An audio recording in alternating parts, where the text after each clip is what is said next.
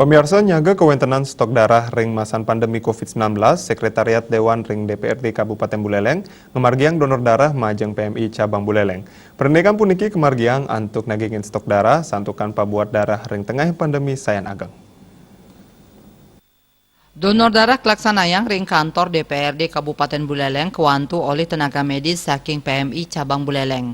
Nenten-wenten pegawai ring sekretariat Dewan saning laksanayang donor darah, mekata anggota DPRD Buleleng taler nyaringin donor darah majeng PMI.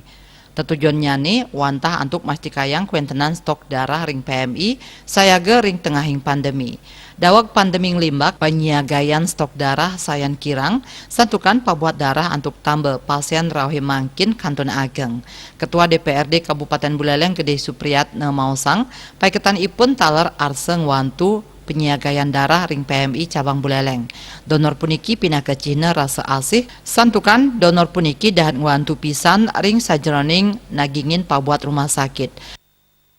Ini menghimbau kepada teman-teman baik pimpinan anggota maupun staf DPRD Buleleng kan memang awalnya untuk membantu ketersediaan darah di PMI Buleleng. Tetapi setelah saya pikir ini juga bagus untuk menunjukkan rasa kemanusiaan, memupuk rasa kemanusiaan pada teman-teman di DPRD ini, pada staf.